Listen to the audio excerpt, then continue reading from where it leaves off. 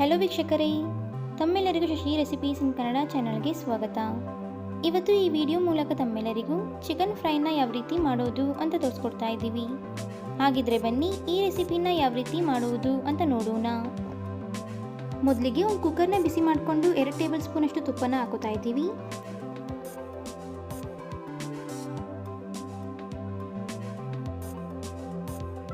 ತುಪ್ಪ ಬಿಸಿಯಾದ ನಂತರ ಕಟ್ ಮಾಡಿದಂತಹ ಈರುಳ್ಳಿನ ಹಾಕೊಳ್ಳೋಣ.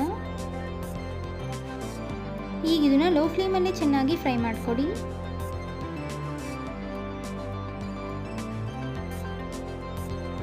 ಈಗ ಇದಕ್ಕೆ ಅರ್ಧ ಟೇಬಲ್ ಸ್ಪೂನ್ ಅಷ್ಟು ಶುಂಠಿ ಬೆಳ್ಳುಳ್ಳಿ ಪೇಸ್ಟ್ನ ಹಾಕೋತಾ ಇದ್ದೀವಿ. ಜೊತೆಗೆ ಕಟ್ ಮಾಡಿದಂತಹ ಟೊಮ್ಯಾಟೊನೂ ಸಹ ಹಾಕೋತಾ ಇದ್ದೀವಿ. ಈಗ ಇದನ್ನು ಸಹ ಚೆನ್ನಾಗಿ ಫ್ರೈ ಮಾಡ್ಕೊಳ್ಳೋಣ.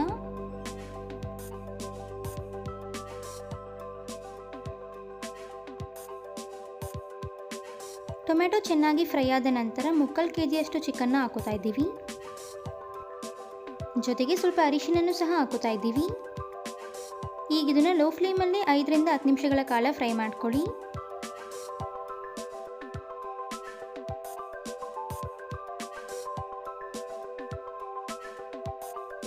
ಚೆನ್ನಾಗಿ ಫ್ರೈ ಮಾಡಿದ ನಂತರ ಅರ್ಧ ಟೇಬಲ್ ಸ್ಪೂನ್ ಅಷ್ಟು ಚಿಕನ್ ಮಸಾಲಾನ ಹಾಕೋತಾ ಇದ್ದೀವಿ.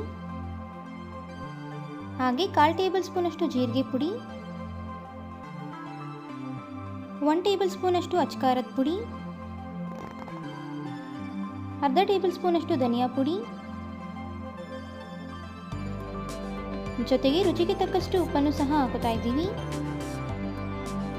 ಈಗ ಇದನ್ನ ಚೆನ್ನಾಗಿ ಮಿಕ್ಸ್ ಮಾಡ್ತಾ ಲೋ ಫ್ಲೇಮಲ್ಲೇ 5 ನಿಮಿಷಗಳ ಕಾಲ ಫ್ರೈ ಮಾಡ್ಕೊಳ್ಳೋಣ.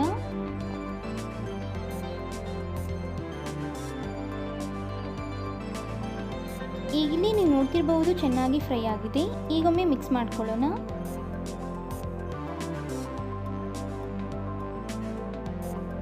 ಈಗ ಇದಕ್ಕೆ ಕಟ್ ಮಾಡಿದಂತಹ ಕೊತ್ತಂಬರಿ ಹಾಗೂ ಪುದೀನ ಸೊಪ್ಪನ್ನು ಹಾಕೊಳ್ಳೋಣ.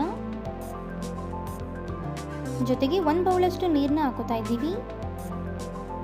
ಈಗೊಮ್ಮೆ ಚೆನ್ನಾಗಿ ಮಿಕ್ಸ್ ಮಾಡ್ಕೊಳ್ಳಿ.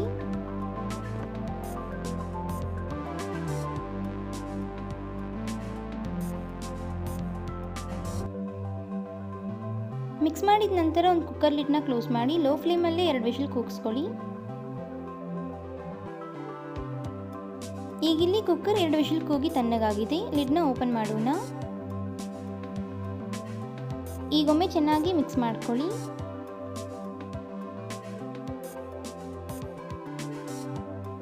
ಈಗಿಲ್ಲಿ ನೀವು ನೋಡ್ತಿರಬಹುದು ಕಂಪ್ಲೀಟ್ ಆಗಿ ಚಿಕನ್ ಫ್ರೈ ರೆಡಿ ಆಗಿದೆ.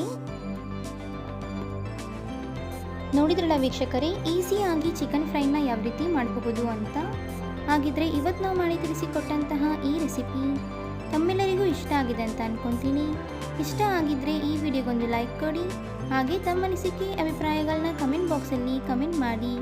ಅಷ್ಟೇ ಅಲ್ಲ, ಈ ವಿಡಿಯೋನ ಮತ್ತೊಬ್ಬರಿಗೂ ಹೆಲ್ಪ್ ಆಗೋ ಹೋಗಿ ಶೇರ್ ಮಾಡಿ ಅಂತ ಕೇಳ್ಕೊತಾ ಇದ್ದೀನಿ.